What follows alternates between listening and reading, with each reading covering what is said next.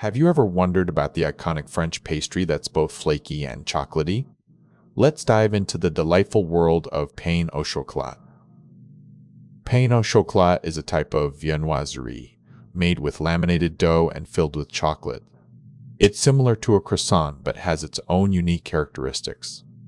The dough used for pain au chocolat is the same as for croissants, layered and folded to create a flaky texture.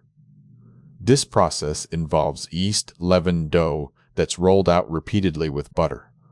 To make pain au chocolat, 2 bars of chocolate are placed inside the dough before baking. This creates a delightful burst of melted chocolate when you take a bite. The texture of pain au chocolat is unique. It's soft and tender on the inside with a slight bite from the chocolate. Often sold hot or warm, they are a common sight in French bakeries. While similar to croissants, pain au chocolat has distinct differences.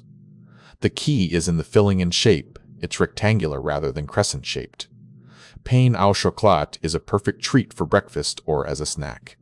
Its rich chocolate flavor and flaky texture make it one of the most beloved French pastries around.